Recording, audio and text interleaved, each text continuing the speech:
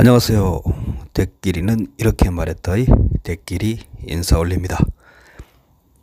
이런 말 저런 말 할 말은 많지만 말이 많다 보면 실수도 많은 법이라 말을 아끼려 합니다. 그래도 할 말은 해야겠죠? 대끼리가 오늘은 어떤 말을 해볼까요?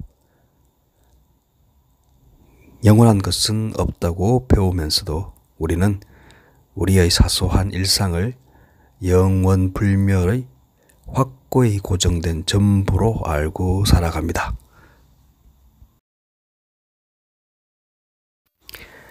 인간은 불확실성의 경랑 속에서 확실성을 갈구하며 살아가는 존재인지도 모릅니다.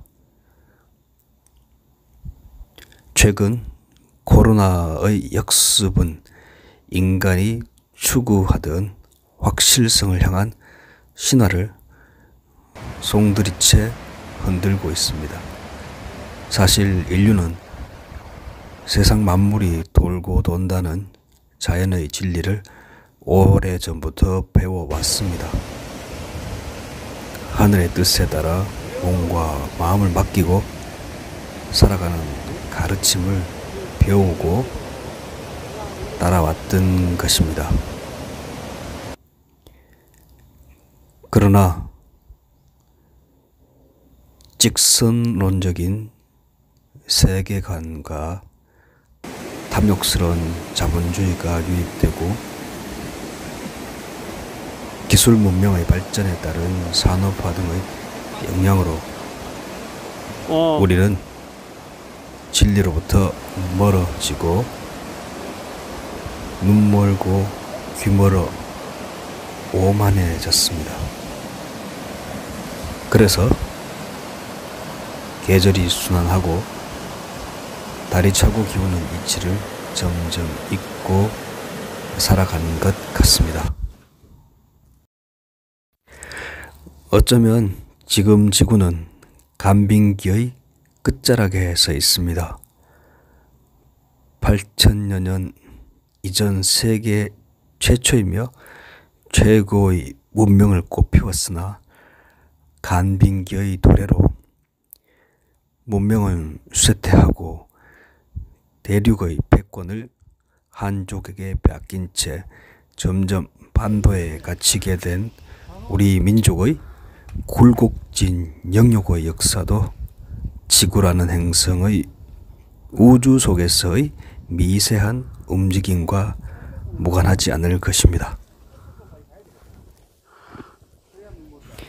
지구의 자전과 공전으로 기온은 상승과 하강을 되풀이하고 지상의 생명체들은 그 변화무쌍한 순환 속에서 번영과 쇠퇴를 반복해왔으니 인간도 이 대자연의 법칙에서 무관할 수는 없는 것입니다. 죽기 살기를 해보지 뭐. 코로나는 앞으로 우리가 마주쳐야 할 많은 변화 혹은 도전의 맛보기일 수도 있습니다. 코로나 앞에 무력한 인류의 자화상이 많은 생각을 하게 만듭니다.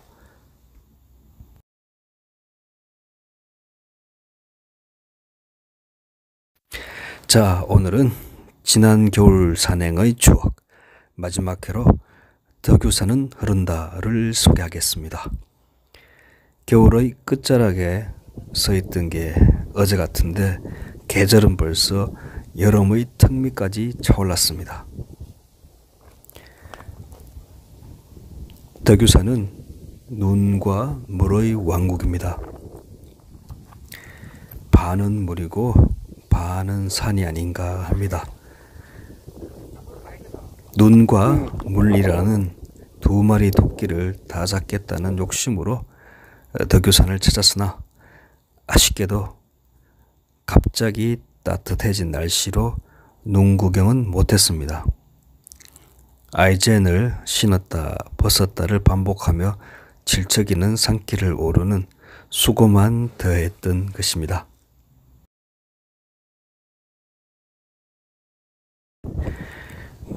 덕유산 정상 향적봉에서는 형형색색의 옷을 거친 사람 구경만 했습니다.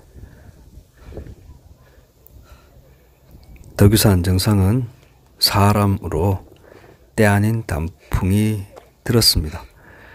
곤돌라가 거의 정상까지 운행되는 탓에 버스를 타고 온 단체 관광객들이 많아 정상은 특히 주말이나 휴일이면 북새통을 이루는 단점이 있긴 합니다.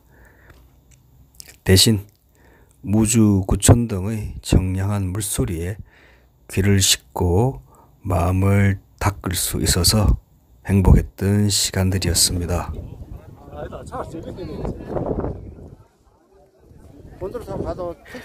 코로나의 확산으로 지인들과 약속했던 태백산, 백두산, 월출산 등의 산행 일정은 모조리 백지화되고 말았습니다.